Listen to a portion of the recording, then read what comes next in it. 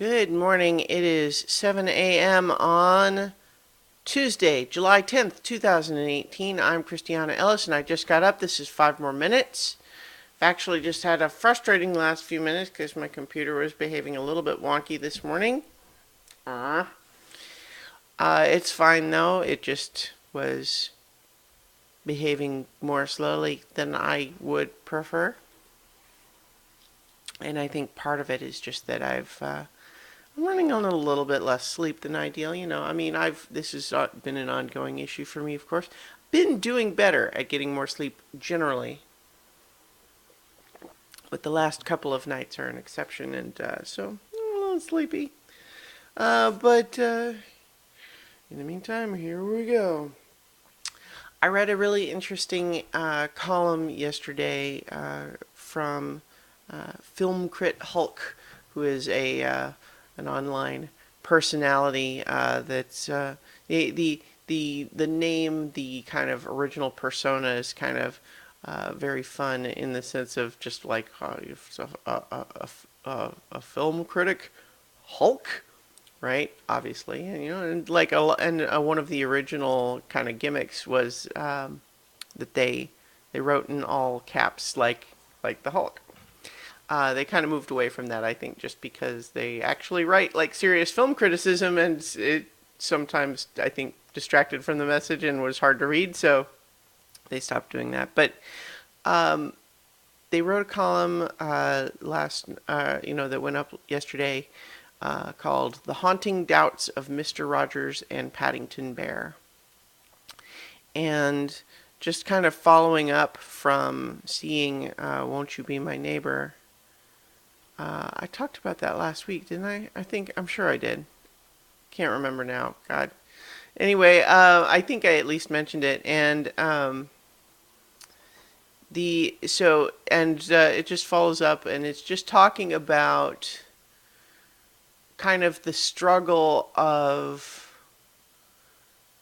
wanting to believe that, being kind and being good is not just a weakness in this difficult world, and that sort of thing. Because on the one hand, it's nice to, like the quote from Mr. Rogers that he gave after 9/11, look for the helpers, that sort of thing, has certainly made the rounds online and is a nice sentiment.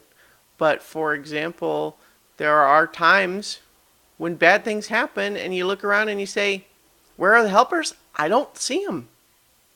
Or at the very least, they're not where they can actually help. Bad things continue to happen, people continue to suffer, and whatever amount of helpers exist, they're not able to solve the problem or get the job done, and that sort of thing.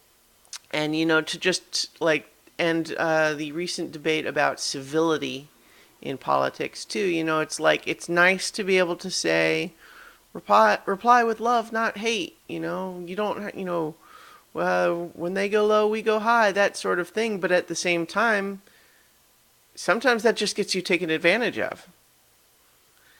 And so the struggling with those ideas is kind of at the heart of that column, and I really found it a great read, and I've just, I'm still kind of absorbing and thinking about it.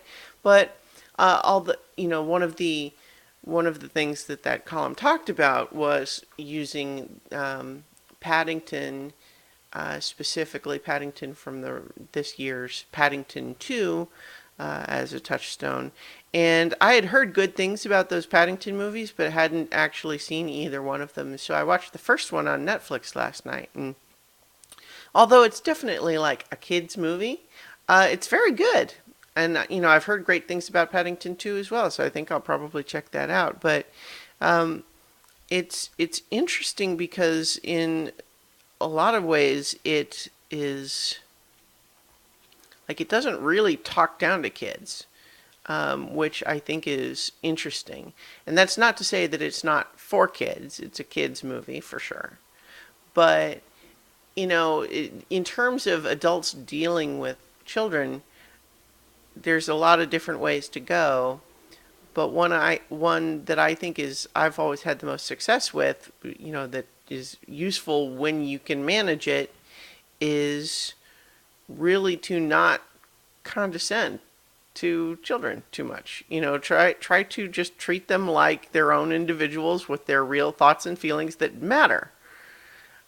Now, again, like that's an ideal that's difficult to manage all the time, and sometimes children really do need to just be told, like, no, this is the way it is. You need to do what I say, and you can't necessarily have the mental energy to have an adult conversation about every single subject. But what I guess I'm getting at in this movie is that it has some silly stuff happen, and a lot of the action of the movie is Paddington meaning well, but ultimately causing a lot of chaos and damage just through trying to do whatever he's doing and just leaving a trail of chaos behind him in his wake, but always through totally good intentions and no malice, and he's very charming and that sort of thing. So it's like, but the movie, I guess, what I'm getting at is, I guess I'm trying to, like, it doesn't feel, there's no sense in that movie of a big adult leaning down to talk down to the children of, like, you see, this is how it is.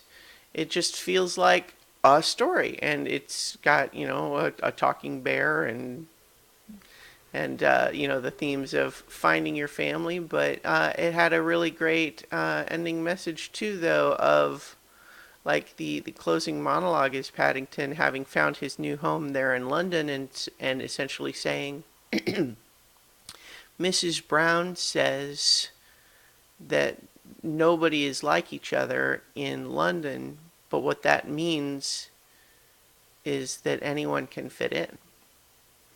And it's got the themes of found family and stuff like that, and I thought that was really nice. Anyway, so that's the original Paddington, or the original 2014 Paddington, is on Netflix now, and thumbs up. I'm going to check out 2 as well. Anyway, I'll leave it there for today, and I'll talk to you all tomorrow for 5 more minutes.